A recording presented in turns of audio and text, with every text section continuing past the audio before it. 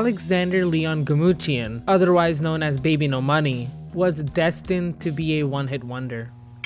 If you use the internet at all, there's a good chance you have either seen his face or heard of his music at this point. In 2019, he released the mega viral song, Lalala. And instead of falling off the face of the earth as soon as that song lost its relevance, in a rare circumstance, he was able to capitalize and ride that wave to slowly become one of the most famous independent artists of our time.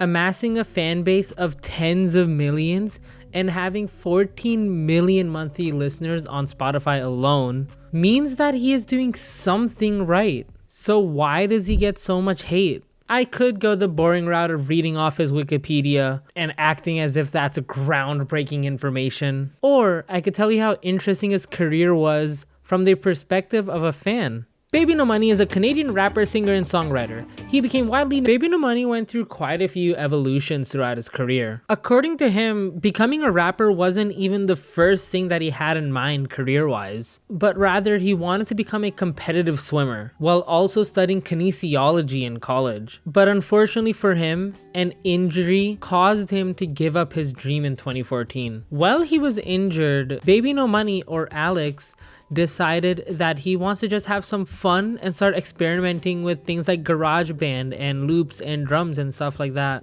And this slowly led to him releasing a few songs with some of his friends known as the Broke Boy Gang. That group quickly disbanded for good reason. Like, how did they perform any of this live? It wasn't until 2016 where Baby No Money went solo and started releasing his own songs under his own artist name, Baby No Money, which he very quickly gained a lot of popularity, but not in the way that you'd think. Long before Baby No Money was ever a known commodity on this side of the internet, in 2016, he was already doing headlining tours in China. Yep, so in 2016, a video came out of a very famous artist known as Jackson Yee of the TF Boys, who were one of China's most popular and foundational boy bands, with over 250 million followers on Weibo, their social media platform.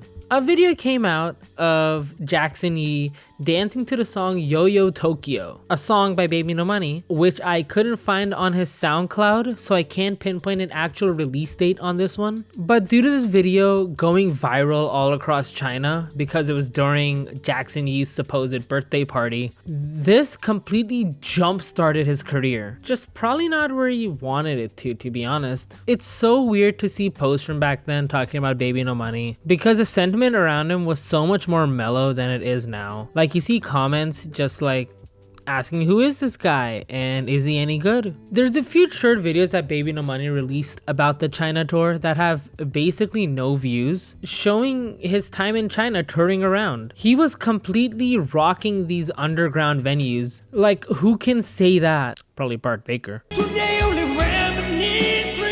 Who can say that the first time they got traction was in a country that, for all intents and purposes, was completely disconnected from the Western world that we know? Alex credits this tour as the reason he even has a career. Long story short, there's this group called TF Boys. Yeah, he did a choreographed dance to one of my songs that was televised across like all of China for his birthday, and I immediately went viral.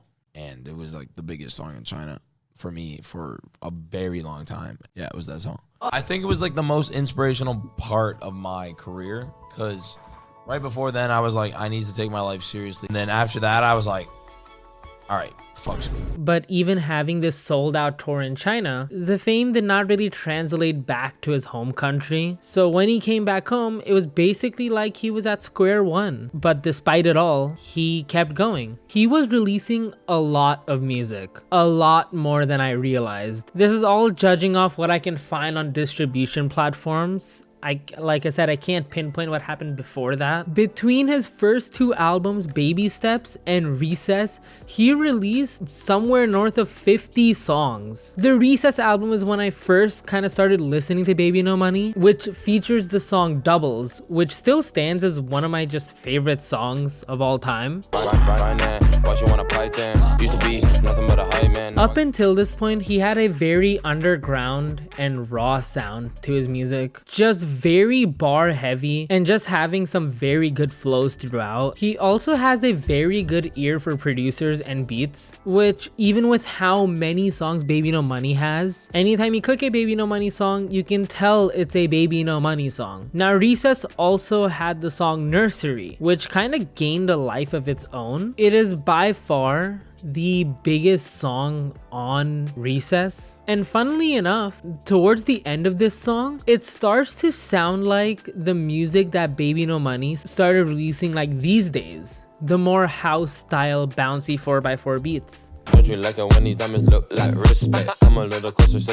Recess was released in January of 2019 to modest success, but 2019 was the same year where he released his collab with the producer known as Y2K, releasing the song Lalala. Yeah, nothing special. It's like a stupid little song that got like 3 streams. I don't know. There's something on TikTok about it. Now, this was where everyone heard of Baby No Money for the first time. Not me though. I'm just built different. Like, dude, oh my god, if you're seeing this on your feed, you're just built different, my dude. This song still stands as his most famous song ever, period. Sitting at a cool 1 billion streams on Spotify and over 600 million views on YouTube. Making sure that for the time being, Baby No Money's legacy wouldn't be known as Baby No Money, but rather the Lalala guy, which he still references to this day. He had a TikTok with Alan Richardson making fun of this. Like, this guy is literally on another level now,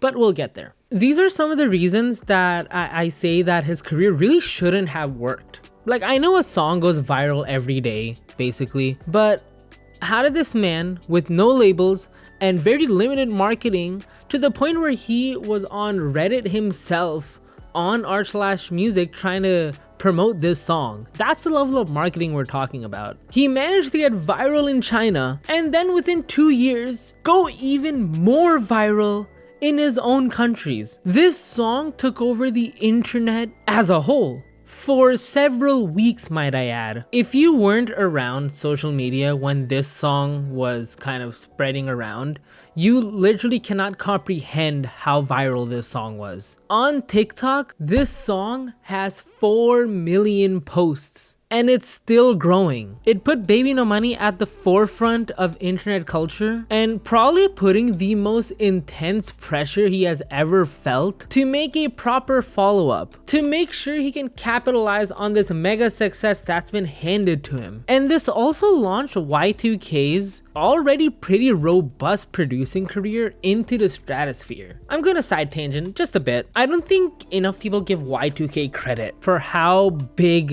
of a producer he is now. Y2K was already a pretty known producer in the space, producing for the likes of Black Bear and a lot of Polyphia songs, weirdly. Like, if you've heard Goat by Polyphia, that bird sound in the beginning, that's Y2K. But after the immense virality of this song, he then went on to produce for the likes of Doja Cat and more recently BTS. Yes, BTS, the most famous boy band on the planet right now. Y2K is the producer for the song They Don't Know About Us off the album Arirang. This actually had me at a loss for words seeing this for the first time. Like, if I could be honest, I remember distinctly he produced for a K-pop song, and I was really trying to find which K-pop song this was, and just going through his discography, right at the end it said BTS, and I actually, like, my heart sank. I don't know why I did that, but I was just like, whoa. To go from here, collabing with Baby No Money, all the way to producing for, once again, the biggest boy band right now, knowing that his song that he produced will be played in stadiums all around the world,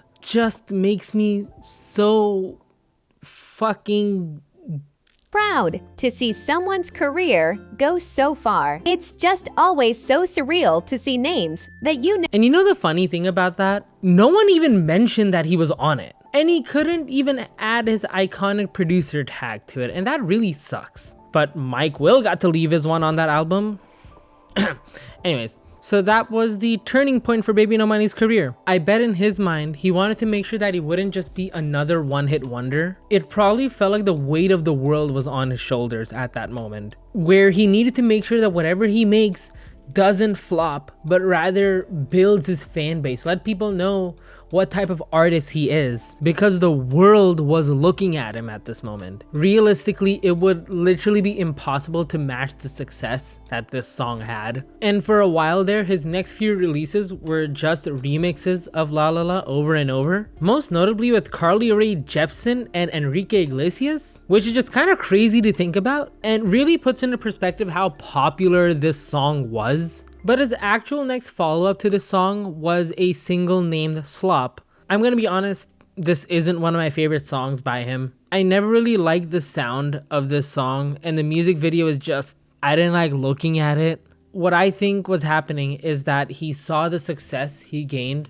having Y2K as his producer. So then he decided to release a whole album with Y2K as the producer called I Don't Care At All. And unfortunately, with this album, it felt like he just couldn't find his footing outside of Lalala. I guess he was still trying to chase that kind of meme rap energy, if that makes sense, kind of like comedic rap energy. This album is kind of as mediocre as it gets, very unfortunately. However, it starts with one of my all-time favorite songs, Bad Thoughts. This song was such a nice change of pace and really such a unique song in general. The first whole half of this song is just acoustic guitar, which was kind of like Y2K's signature at the moment. And the way halfway through this song, the beat just hits you like a truck, and the music video is also so well done. And a lot of people saw how he dressed up in Lalala as a goofy idiot to seeing how he looked like the reincarnation of Johnny Depp in this one. This song is in my rotation to this day, and he barely did this style again for a long while. No one even really heard of this album outside of Baby No Money fans, if I'm gonna be honest. In 2020, his career remained pretty stagnant. All things considered, not a lot of people became fans of Baby No Money after Lalala. Like, a lot of people knew the song,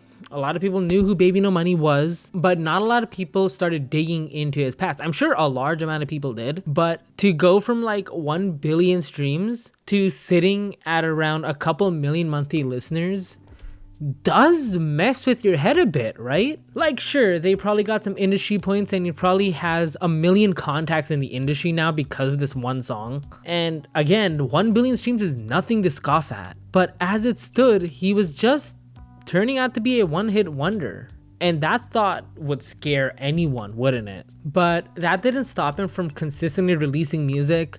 He released 2 albums in 2020 alone. His second collab with Young Gravy, known as Baby Gravy 2, Young Gravy being his longest collaborator ever. They have 3 collab albums in total. But he then went on to end the year with the album Good Luck Have Fun. And it's at this point where it became hard to keep up with all the songs that he's releasing, just because of the sheer volume of songs. People can say anything about the music, right? How it's not for them, they don't like it, it's boring, whatever. But one thing you can't fault him on was his consistency. Just in 2020 alone, he released 28 songs. Now people can say, oh, only 28, but that's 28 fully fleshed out, mixed and mastered, high quality radio ready songs. To put this in a bit of context, music distribution platforms recommend a minimum of 2 weeks, but a recommended amount of 4 to 6 weeks between when you upload the song on the back end and when the release date is. This is to ensure that all the services get the songs at the correct time.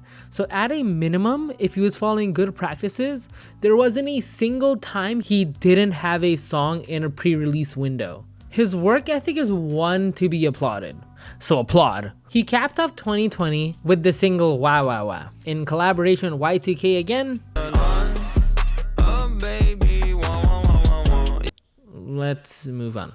In every creative field, there's a few quote unquote rules that people are told to follow, and kind of on every advice piece that I've ever read. Number one is to be consistent, which if there's one thing this video has told you about is how consistent he is with his music. The second one is to niche down, or essentially pick a lane, because that's what your fans are coming back for. Baby No Money really didn't follow this rule at all. He started with grimy, unpolished rap to more meme rap, and then more bouncy, experimental, house-oriented music. And in 2021, experimenting with almost indie, melancholic, like sad boy music. If you show any industry bigwig this discography, they're gonna laugh at you and they would think you're crazy.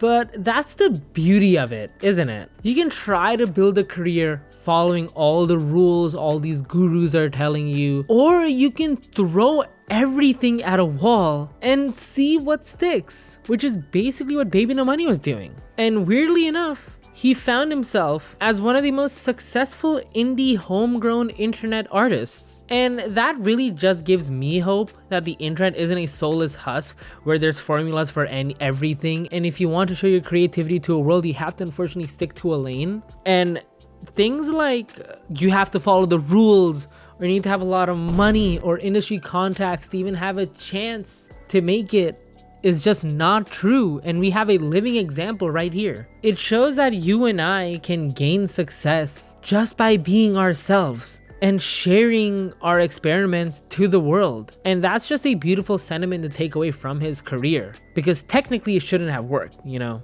2021 onwards is where the real fun begins. He starts off the year with the EP My Oh My, which was a melancholic, raw, and real EP. The standout track in this one being Help Herself, which I listened to for the first time while researching for this video, but I got hooked.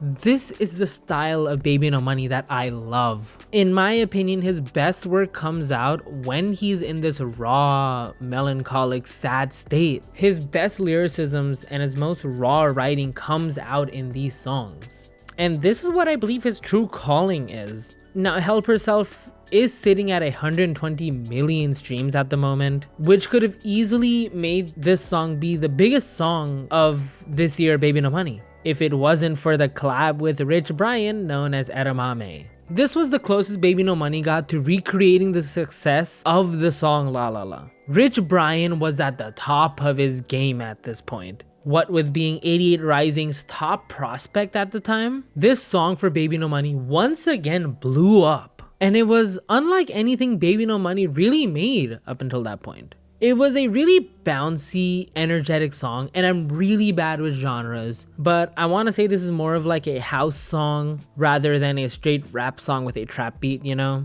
This has one of the most bouncy flows that Baby No Money has ever done in a song, and is overall just such a satisfying song he's done. And doing this song alongside Rich Brian and having all these things combined made sure that this song shot into the stratosphere, which cemented that Baby No Money wasn't just another one-hit wonder. He's able to recreate successes. Like in 2020, he was just trying to find a sound that worked.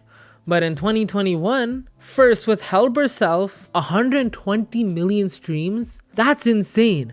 But to then follow that up with a song as big as Edamame, which is almost at 600 million streams, I think this showed Baby No Money the genre which could give him the most success and where he excelled, not musically, even though he literally rides this beat like there's no tomorrow. Hey, little mama, yeah, you heard about me. I'ma pop you like a pea, yeah, Edamame. But that rather this would be the best career move for the time being. I mean, you can tell the song is pretty famous because it got a collab with the Diplo himself. But in true Baby No Money fashion, he didn't just do a hard pivot into this style of music, not yet. He released the album Eat Ya Veggies, alongside with the release of his music track in CSGO, featuring the song You Mad. I know this because every time I would die in CSGO, this fuck ass song would play because I bought the music pack. But it also has the banger 2 time zones, which just makes me wanna. I'm in 2 time zones, find the money where I'm at. I got new pink stones. Now I gotta clean all this up. Unfortunately,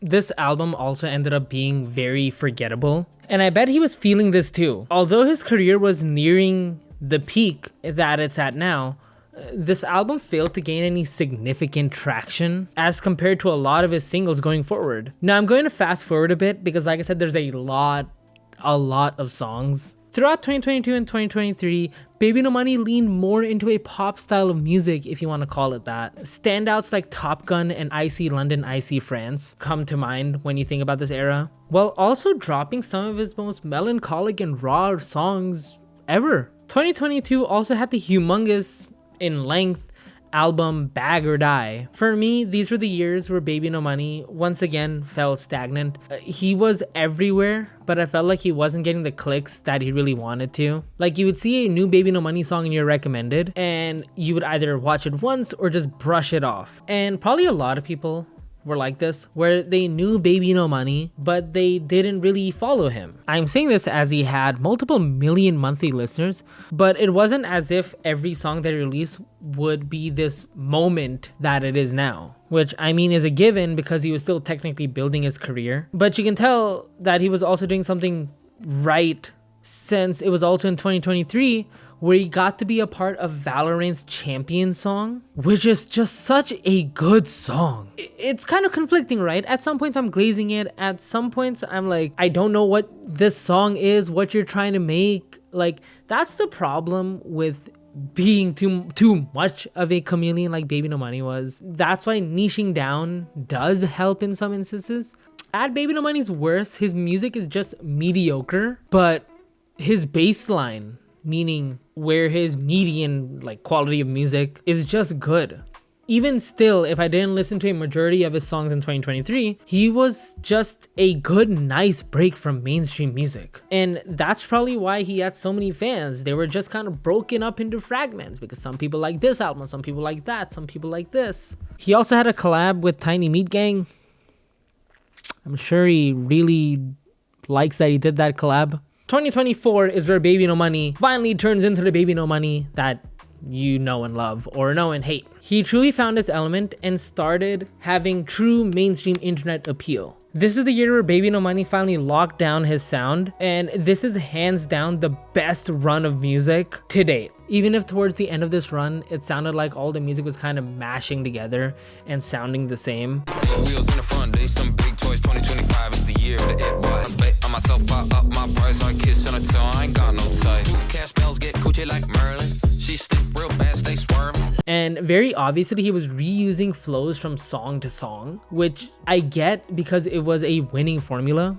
However, he finally locked down this house-centric pop sound with a lot of flowy rap. This is the best way I can describe it. Again, I'm not good with genres. Starting this year with the song Lil Freak, for which he released a music video with Moist Critical, or Charlie from Penguin Zero. And it is at this point where you realize he can hardcore leverage the streamer community. He had always been collaborating with internet people, but this is the point where he fully leaned into Twitch, basically. Starting from this song, the content machine was in full force. With each song, he would go on TikTok and make dozens and dozens of TikToks, collabing with all these different streamers and celebrities, essentially using the reach of all these content creators to basically force TikTok to make all of his songs viral, which was a winning formula, and where most of his hate stemmed from, unfortunately. You see, he was famous now. Very, very famous.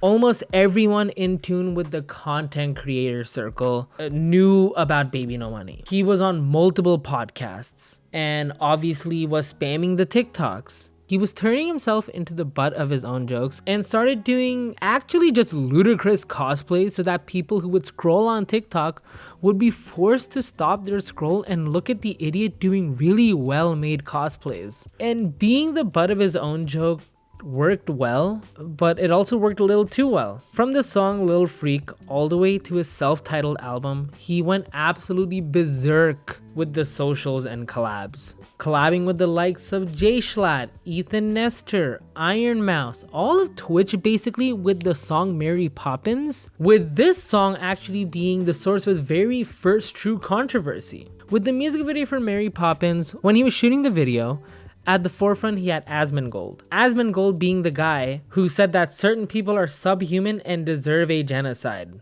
These people are not your allies. They are not the same as us. They come from an inferior culture that is horrible. It kills people for their identity, and it is directly antithetical to everything Western values stand for, and it is an inferior culture in all ways. It is that simple. No, I don't feel bad for them. I don't feel sorry for them. I don't care. If you're an Asmongold defender, I don't like you.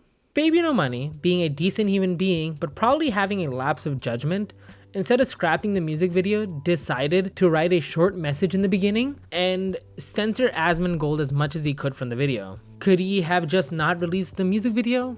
Yes, but releasing the music video meant that he could take the AdSense and give it off to charities, right? And this is also a very easy way for him to tell people where he lies on this issue. But I know the internet and you know the internet. And because someone made a stand and decided to be a decent human being on today's internet, he got some of the most hate across Twitter and TikTok he's ever seen. Everyone either defending Asmongold, which please do something better with your time. I'm making a video essay and somehow I'm more useful to society than you are. Or trying to one-up him by saying he should have blurred Misgift retroactively somehow because he got into some really bad drama regarding allegations a few months after this video came out. Basically just looking for any way to try to break his whole narrative down because how dare you take a stand on a situation. I say he did a good thing by uploading the video and donating the money to charity, supporting the people on the ground during these insane times. But for a lot of people, this gave them an in for starting to hate on him and his every move. You would hear things like, I always knew he was weird and I always had a weird feeling about him.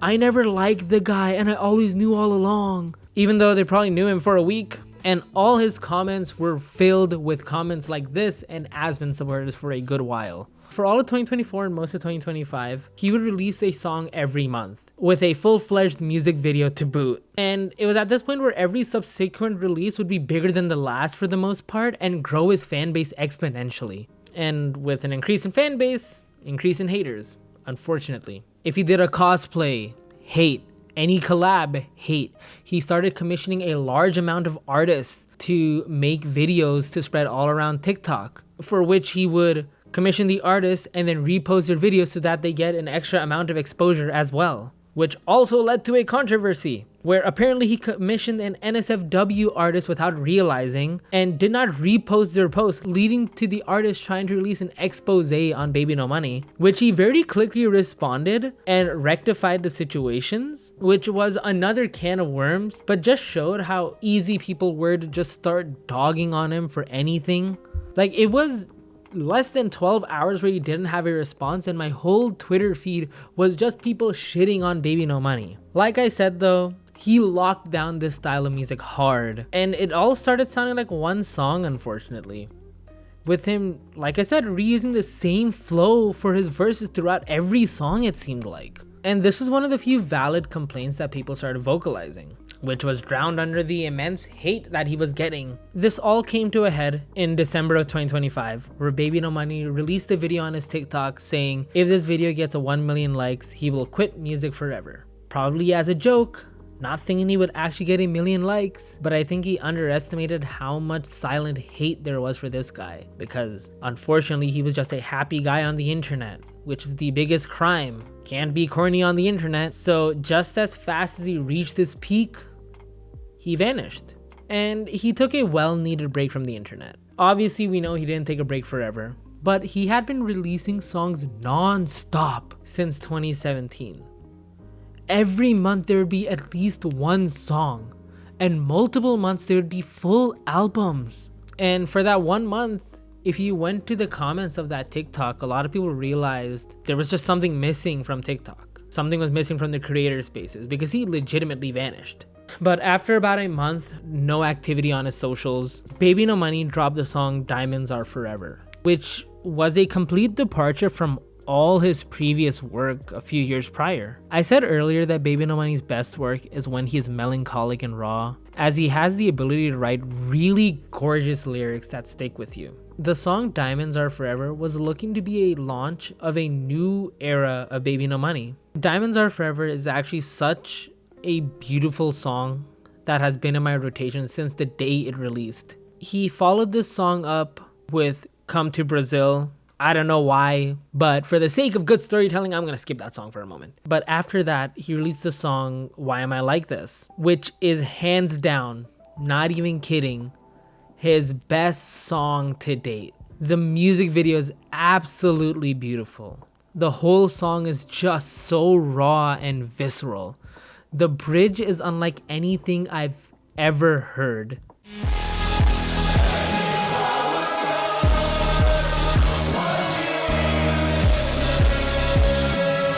And it really shows off how versatile and musically talented this guy really is, and that a lot of people don't give him credit for. And I really hope that this is the direction that he's gonna move forward with for his next album. And after this hiatus, he really slowed down his song releases.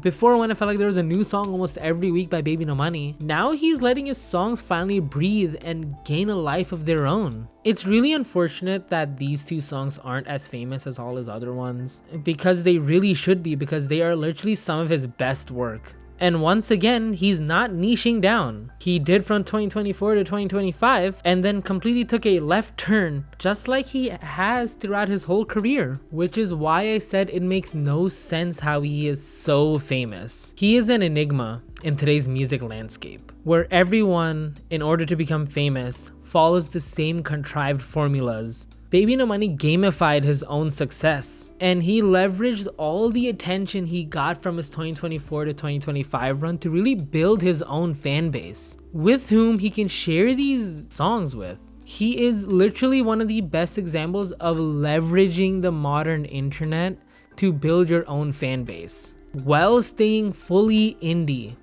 And that's a rare sight. He could have very easily signed with 88 Rising and killed his career right then and there. And let's not bullshit, he's still very famous. He didn't lose any momentum. His song 2 is still gaining momentum as we speak. It has a very viral dance going around TikTok right at this moment. So viral, in fact, that multiple K-pop groups started dancing to it, which ended up with Jungkook from BTS dancing to the song. Can you imagine being Baby No Money in 2017 and then now sitting here in 2026 knowing that, once again, the biggest boy band in the world, the most famous member of that boy band, danced to your song? This one video gave him so much success and such a big push that he finally went over the 10 million follower mark on TikTok. But his career is a story of nothing but hard work and leveraging. People don't like to see success, and that's okay. Seeing someone blow up seemingly out of nowhere because they weren't following their career makes them angry. That's just human nature, and there's nothing you can do about that. Baby No Money didn't follow a blueprint for his career. He was just at the right place at the right time and took advantage of every opportunity given to him. He has received more hate than he probably should have, with how relatively unproblematic he has been throughout the years. Any controversy he's able to dispel, and his staunch stance against AI should be something that every creative should strive to do, rather than these artists that are promoting fucking Suno AI, literally advertising the demise of their career. You can call it performative, you can call it beta male activity, you can call it whatever you want, but it's still spreading the message out there, isn't it? And I truly don't believe it's performative, but to each their own. And Baby No Money, if you somehow stumbled upon this video, please let me produce for you. Thank you for watching. Get out of here.